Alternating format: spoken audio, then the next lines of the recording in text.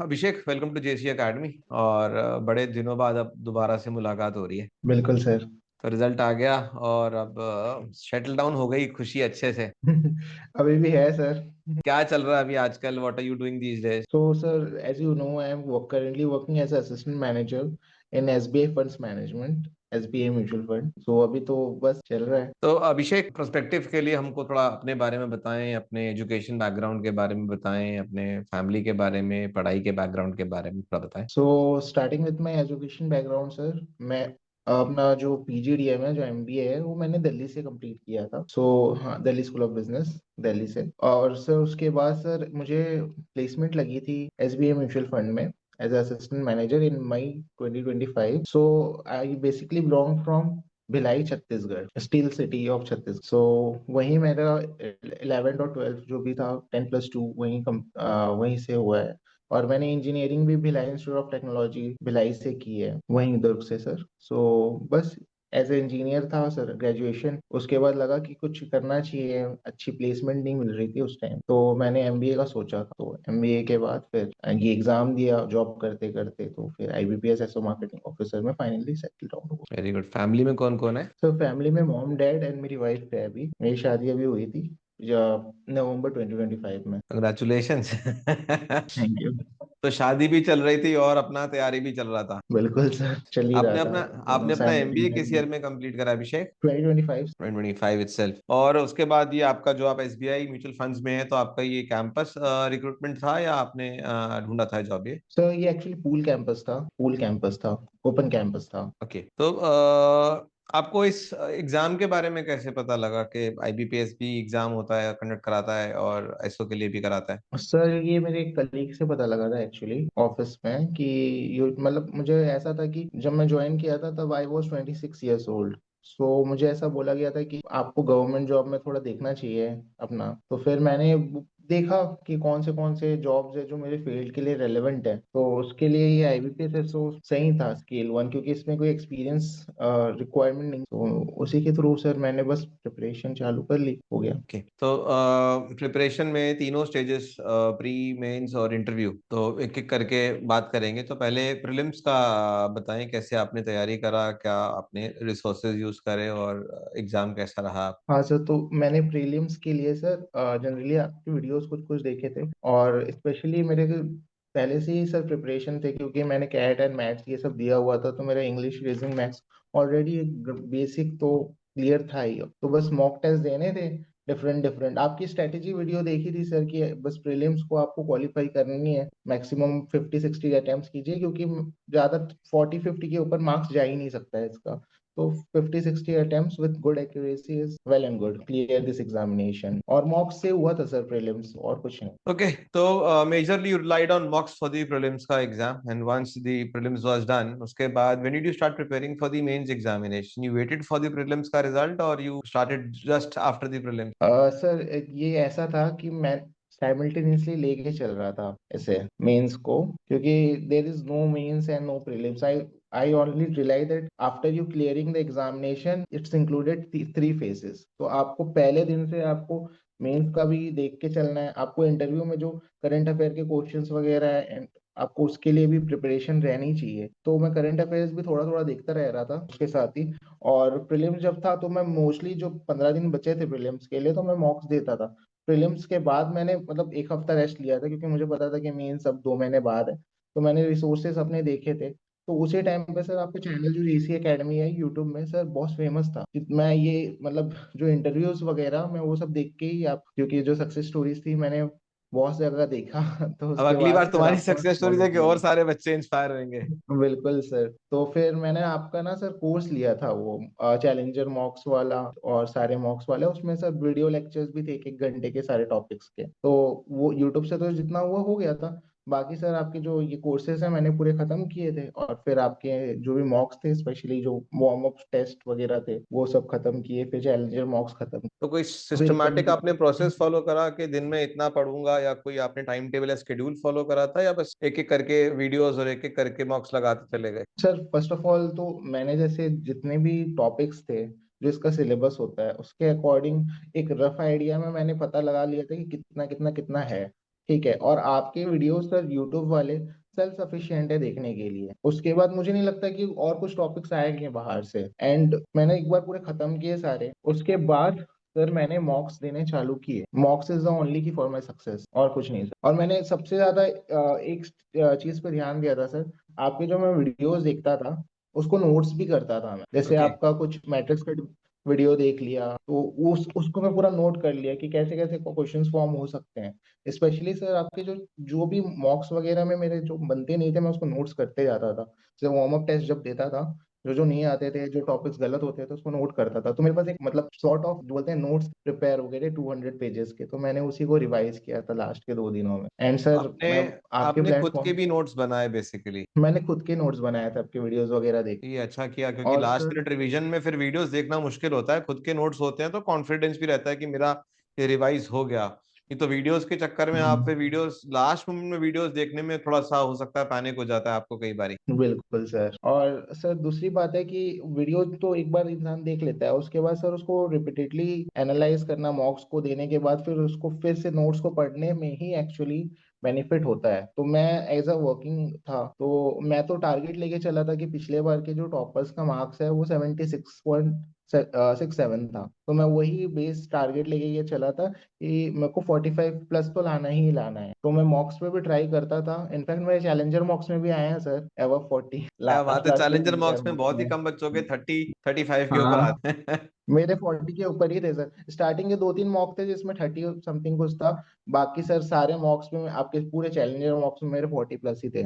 In fact very warm good. Up मॉक्स में भी 40 plus थे। कोई सो बुक्स सर भी मैंने, आपने कोई बुक्स भी आपने फॉलो करी हैं क्या प्रिपरेशन की जर्नी में? नहीं सर मैंने कोई बुक नहीं फॉलो की एक्चुअली, कुछ तो भी नहीं आपको किया टाइम ही नहीं बुक्स। मिला होगा, क्योंकि आप जॉब करके आते होगे उसके बाद आप इसी में लग जाते होगे। बिल्कुल सर। मैं एक काम करता था सर, जैसे फॉर एग्जांपल जो मैं नोट्स बनाता था, जो मॉक्स देता था ना, उसको अगले दिन जाके कम से कम मल्टीपल रिविजन्स करता था। ओके। मल्टीपल रिविजन्स, जैसे मैंने 2 3 मॉक दे दिए, ठीक है, उसका रिवीजन तो पॉसिबल है नहीं क्योंकि अभी याद रहेगा कल भूल जाओ। तो जैसे ही मैं ऑफिस वगैरह में जब भी फ्री रहता था 1 2 घंटे, क्योंकि मैं 4 बजे के बाद कुछ काम रहता नहीं है, 4 से 6, तो मैं 4 से 6 रिविजन करता था, आगे सो जाता था, फिर पढ़ता था। ऐसा चलता था लाइफ। नहीं, अच्छा है। और इम्प्रूवमेंट कैसे किया है? क्योंकि हम शुरू एक पॉइंट से करते हैं और धीमे धीमे वी टेंड टू इम्प्रूव। तो सबसे ज्यादा जो चैलेंज आता है स्टूडेंट्स का, कई बार ये आता है कि मॉक्स लगाने शुरू करते हैं बट उनके स्कोर्स नहीं इम्प्रूव होते। कई बारी सबसे बड़ा चैलेंज है कि एक पॉइंट के बाद स्कोर्स हमारे स्टैग्नेट हो जाते हैं। तो आपने बिल्कुल कैसे बिल्कुल इंश्योर किया कि विद विद टाइम आपका स्कोर भी धीरे धीरे ग्रेजुअली बढ़े? सर। एक्चुअली क्या था, मैंने मल्टीपल सब्सक्रिप्शन बहुत सारे ऐप्स के लिए थे आपके लेने के बाद, क्योंकि आपका चैलेंजर मॉक शायद मेरे खत्म हो गए थे। तो पहले मतलब आपके पहले भी मैं 1 2 जगह से लिए हुए थे, वहां भी मॉक दिया था एक्चुअली, जो पढ़ा आपसे है, लेकिन मॉक्स मैंने बहुत जगह से दिए हैं। हाँ ठीक तो है, मैंने प्रैक्टिस जितनी करीब मिले उतना करीब, बढ़िया। हाँ करीब करीब मैंने, शायद ही ऐसा कोई प्लेटफॉर्म होगा जो मतलब छोड़ा है। करीब मैंने जो टोटल मॉक दिए हैं फुल 60 मिनट्स वाले, और मुझे अच्छे से याद है 73 दी। ओ तेरी बहुत है ये तो। और सर मतलब सीरियसली, मतलब मैं पहले से ही मॉक पे ज्यादा कंसंट्रेट करता हूँ, क्योंकि मैं एज अ कैट मैट ये सब दिया हूँ, तो मैं मॉक्स के थ्रू ही क्रैक कर पाया था जो भी एग्जाम। तो और दूसरी बात है ये सर कि जैसे आपके जो लेक्चर्स होते हैं उसमें आप क्वेश्चन, जो मतलब यूट्यूब लेक्चर्स होते हैं उस वो बहुत बेनिफिशियल होते हैं। वो एमसीक्यू जो आप लंबे लंबे 150 एमसीक्यूज वाले सर जो कराते हैं ना, उसमें से तो मैक्सिमम मार्क्स सेम ही रहते हैं, मतलब 50% सेम ही रहता है वो। तो सर ये ऐसे ऐसे किया था सर मैं तो। मैंने बहुत तो मॉक कितने दिए हैं सर। तो कितने फाइनल मेंस में कितने अटेम्प्ट किया आपने 60 में से? 59। 50? एक क्यों छोड़ दिया भाई, वो भी कर ही देता तू। सर मेरे को नहीं आता था वो, एक्चुअली कंज्यूमर बिहेवियर का एक मॉडल से आया था और मैंने वो छोड़ के गया था। बिल्कुल नहीं आता तो मैंने छोड़ा किया और नहीं। कितने तेरे इसमें सही कितने थे बेटा? सर 46.5 आए थे, 10 गलत थे मेरे। चलो ठीक है, बट इट पेड ऑफ क्योंकि आपने। मेरे कैलकुलेटिव भी थे सर, मैं उतना ही लेके चला था, 10 से 12 गलत होंगे अगर। और फिर मेंस के बाद इंटरव्यू, जब आपको पता लगा कि आपका मेन क्लियर हो गया, क्योंकि मेंस में इस दौरान काफी इशू हो गया, वैकेंसीज भी कम हो गई, बच्चों के बीच में डिस्कशन भी हो गया कि भाई अब तो कट ऑफ पता नहीं क्या जाएगा क्या नहीं जाएगा। तो how how anxious you were, कितना एंग्जाइटी था मार्क्स को लेके मेंस के आपको कि भाई ये तो बड़ा प्रॉब्लमेटिक हो जाएगा? तो मेंस के सर रिजल्ट का वेट एक्चुअली, करा या यू वर कॉन्फिडेंट हाँ, कि नहीं इंटरव्यू तो दूंगा ही दूंगा? नहीं सर एक्चुअली मुझे लगा था कि इतना ज्यादा कट ऑफ गया है तो ऑब्वियस सी बात है अच्छे स्कोर आए होंगे।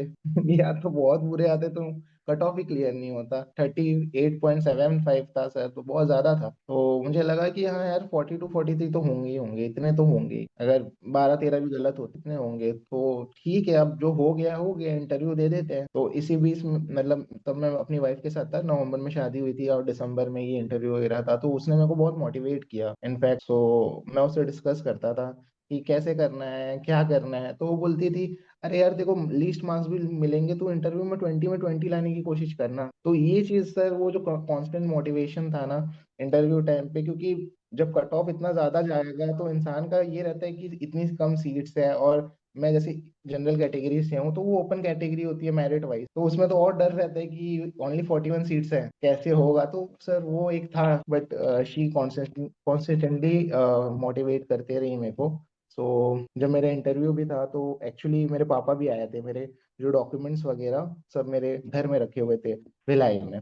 तो पापा ट्रेन से आए, तो वो भी मेरे को लखनऊ लेके गए, लखनऊ में मेरा इंटरव्यू था। तो वो भी एक मोटिवेशन था, हो जाएगा बेटा तू कोशिश कर, तेरे मेंस में अच्छे मार्क्स हैं। एंड इंटरव्यू में भी सर मैंने अच्छा ही परफॉर्म किया था, 2-3 क्वेश्चन बस नहीं आ रहे थे मेरे। नहीं, बट जितना मेरे को याद है मैंने भी आपका मॉक लिया है, हाँ सर। तो मैं तो कॉन्फिडेंट था that you will do decently well because you already have basic understanding of mutual funds, basic understanding of how sales and marketing works. मैंने आपको कुछ सिचुएशन बेस्ड क्वेश्चंस भी दिए थे अगर आपको याद हो। बिल्कुल। यस सर, हाँ। Yes sir. तो आई वॉज कॉन्फिडेंट कि आप डिसेंटली अच्छा करके आओगे बिकॉज थोड़ा बहुत एज तो हो जाता है, खासतौर पे जो लोग इस डोमेन में काम कर रहे होते हैं उनको बातचीत करने का थोड़ा नाक आ जाता है, और थोड़ा सा वो उतना स्ट्रेस नहीं होती जितने फ्रेशर्स हो जाते हैं कई बार इंटरव्यू पैनल। तो इंटरव्यू का सर एक्चुअली एक्सपीरियंस ना, आप कुछ बोल रहे थे? हाँ सर वही इंटरव्यू का ही बता रहा था। हाँ बिल्कुल, मैं सुनना इंटरव्यू चाहूंगा के इंटरव्यू के बारे में। कुछ बताओ भाई, कैसा रहा, क्या क्या एक्सपीरियंस था लखनऊ का? Yes sir. सो जो डॉक्यूमेंट वेरिफिकेशन हुआ था सर, उसमें मेरी ना थोड़े प्रॉब्लम आ गए थे, क्योंकि मेरे पास ना प्रोविजनल मार्कशीट थी, फाइनल भी नहीं आई हुई थी। सो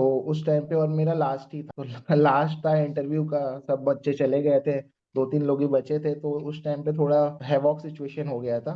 तो सर वो कंट्रोल हो गया था, आधे घंटे में सब सॉर्ट हुआ था। और इंटरव्यू जो हुआ था वो बहुत ज्यादा फाइनेंस ओरिएंटेड हुआ था, ना कि मार्केटिंग ओरिएंटेड। मुझे लगा था कि म्यूचुअल फंड, जैसे मैं काम कर रहा हूँ एसबीआई म्यूचुअल फंड में, तो उसके रिलेटेड क्वेश्चंस आएंगे, बट बिल्कुल नहीं थे क्वेश्चन। वो फाइनेंस में घुस गए कि बैलेंस शीट कैसे कर देखोगे, कभी तुम लोन ग्रांट करोगे बड़े कस्टमर्स को तो तुम क्या देखोगे, कैसे बैलेंस शीट्स के क्या ये कंपोनेंट्स होते हैं, कैश फ्लो स्टेटमेंट्स में मतलब सर डेटर्स क्रेडिटर्स क्या कैसे वो, मतलब तो आपका ट्रीटमेंट कैसे बैकग्राउंड क्या होता है। कॉमर्स का है? ये सर नहीं सर, मैं इंजीनियर हूँ, मैं मैंने वही तो फाइनेंस एंड मैंने कहा मार्केटिंग। अभी तो इसने बोला कि इसने अपना बीटेक करा उसके बाद हाँ कॉमर्स फाइनेंस के सर। क्वेश्चंस कैसे?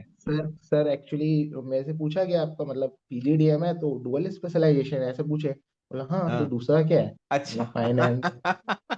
तभी तभी तभी तभी ठीक है, फिर तो बनता है पूछना एकदम। तो कितने तो आंसर्स दे पाए, कितने नहीं दे पाए? सर मेरे से टोटल 12-13 क्वेश्चन पूछे थे, मैंने कॉन्फिडेंटली 9 से 10 तो कर ही दिया था, बट 2 क्वेश्चन मुझे आते हाँ तो ठीक मैंने है, इट्स सॉरी ओके। बोल दिया था। तो उन क्वेश्चंस को कैसे हैंडल करा फिर? मैंने डायरेक्ट बोल दिया सॉरी सर, आई डोंट हाँ अवेयर ठीक है, about it. That is the best strategy. बढ़िया है। तो इंटरव्यू दे के बाहर निकले तो क्या पहला इनिशियल फीलिंग, इनिशियल इंप्रेशन क्या था? बस अब सारा काम हो गया, अब ऊपर वाला देखेगा सर या फिर सर तुमने कहा एक्चुअली चलो भाई हो गया? एक्चुअली एक्चुअली सर क्या है ना, इंटरव्यू में जैसे कुछ कुछ क्वेश्चंस पूछे गए थे, जैसे प्रायोरिटी सेक्टर लैंडिंग के बारे में पूछा गया था।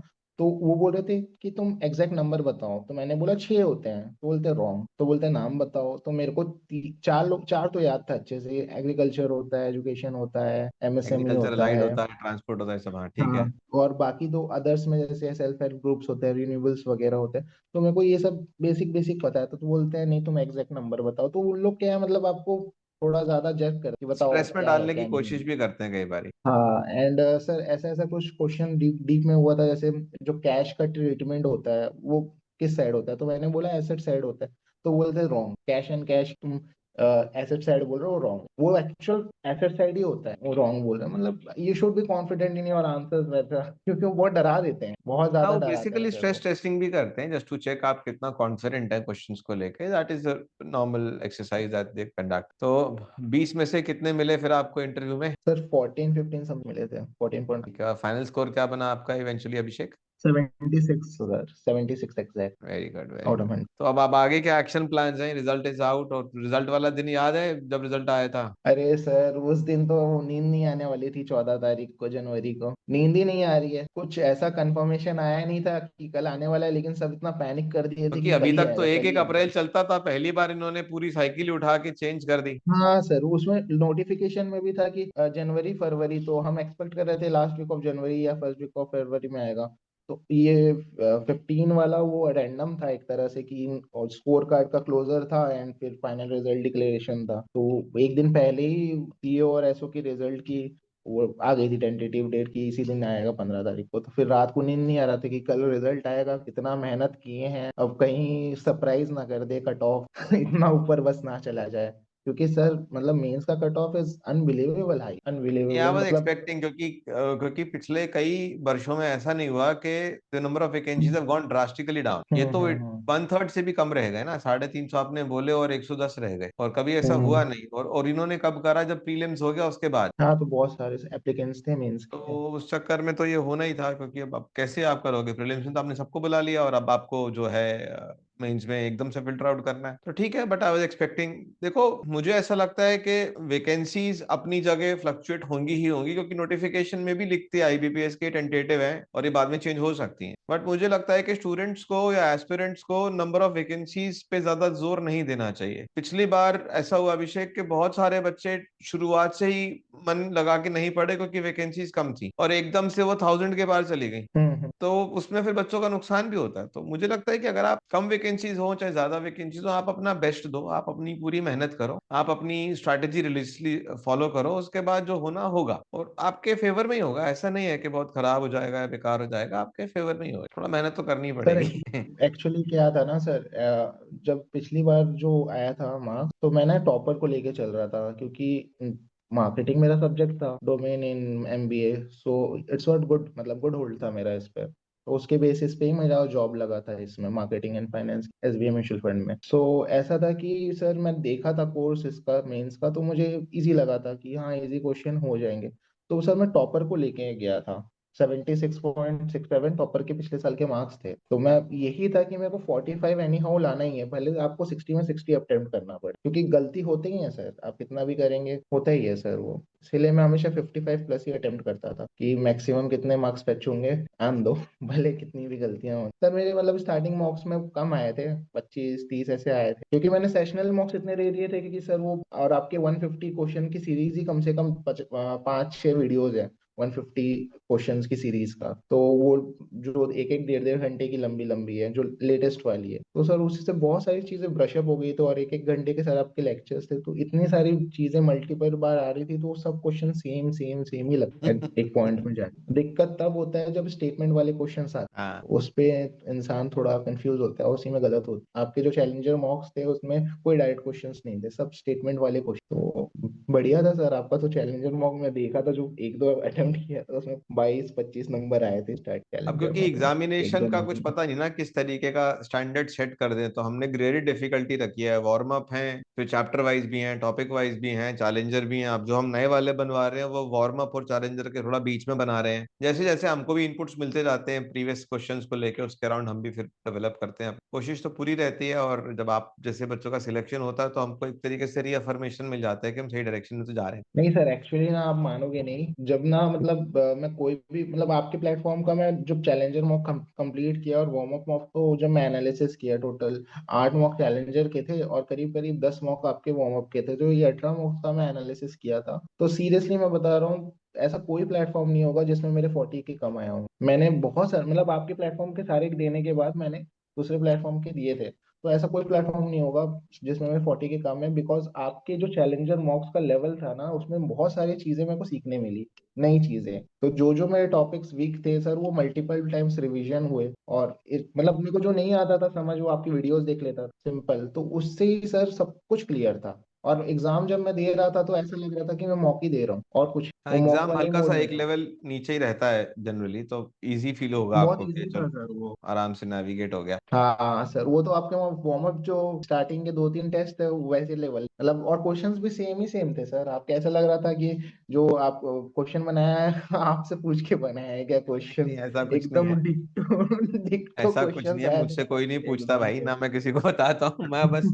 थोड़ा सा कह लो कि इतने साल हो गए पढ़ाते पढ़ाते, तो कुछ आइडिया लग जाता है और उसी बेसिस पे हम हाँ भी चलते हैं। मैं हमेशा इस पर्सपेक्टिव से सोचता हूँ कि अगर मैं क्वेश्चन पेपर बनाऊं तो मैं किस तरीके से बनाऊंगा। तो मैं हमेशा जब भी क्वेश्चंस पिक करता हूँ बनाता हूँ, तो I just keep this into my mind कि भाई कंटेम्प्रेरी नॉलेज और कंटेम्प्रेरी टर्म्स भी चेक हो जाएं। ऐसा ना हो कि केवल एक बुक पर ही सारा इंक्लाइंड हो, क्योंकि अब पिछले 2-3 बार से ना बुक से भी थोड़ा शिफ्ट हुआ है। सारे के सारे क्वेश्चंस आप देखोगे कि किसी एक बुक पे मैप्ड नहीं है। डिजिटल हम्म, मार्केटिंग के कुछ कंसेप्ट्स हैं, कुछ और नए नए कंसेप्ट्स हैं, नए नए टर्म्स हैं, तो वो बाकी जगह से भी लिए हैं इन्होंने। तो वो ठीक है, वो होना भी चाहिए ताकि एक ग्राउंडेड अप्रोच हो क्वेश्चन को देखने की। तो अब क्या प्लान है बॉस? अब तो अभी जॉब कर रहे हो, रिजाइन करने का सोच रहे हो, क्या क्या चल रहा है? हाँ सर, कुछ इंटीमेशन आ जाए थोड़ा, हाँ तब ठीक है, अभी रेजिग्नेशन तुम डाल आराम से देते जॉब हैं। करो, घर बैठ के भी क्या ही हाँ करोगे, बोर हो जाओगे। वही। इंटीमेशन आ जाए फिर डिसाइड करना क्या करना है। जब तक टेक इट इजी आराम से। और मुझे लगता है ये वाला पीरियड सबसे कंफर्टेबल पीरियड होता है, जब बहुत आपके पास ज्यादा एक जॉब होती है और दूसरी आपको पक्की हो चुकी है। आपको पता है कि हाँ आपको यहाँ से वहां जाना है, आप बिल्कुल चिल बिल्कुल। होके काम करते हो यहाँ पे। ये एक्सपीरियंस मैंने 2-3 बार करा है अपनी लाइफ में।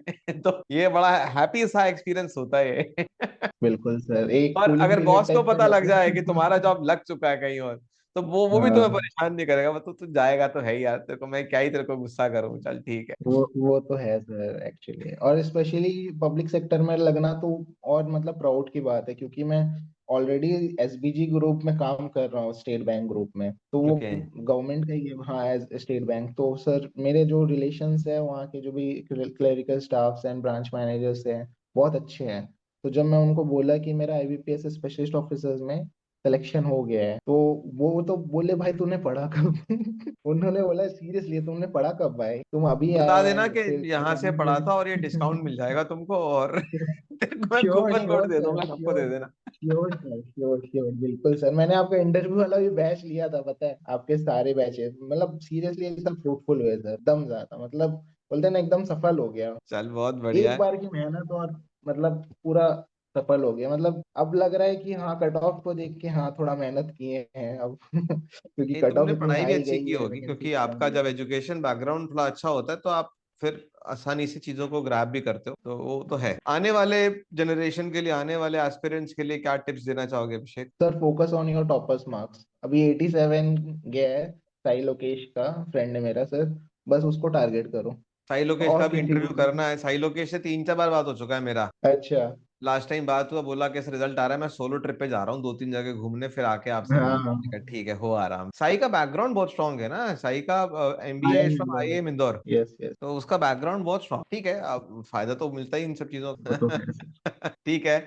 आपको बहुत बहुत शुभकामनाएं, ऑल द वेरी बेस्ट। और जब आ जाए बिल्कुल सर। ज्वाइनिंग तो बताना, हमारे शहर के आसपास होगा तो बिल्कुल मिलने आएंगे आप। बिल्कुल सर, मैं तो कानपुर में पोस्टिंग हूँ अभी तो। हाँ, तो कानपुर से है कितना दूर? बिल्कुल ही दूर नहीं, उस तरफ मैं आऊंगा तो मैं आपको पिंग करूंगा, फिर मिलेंगे। बिल्कुल सर, बिल्कुल। घंटा घर वाली चाय पियेंगे आप। Sure sir, sure. चलो। Okay. Bye, God bless. Thank you sir, thank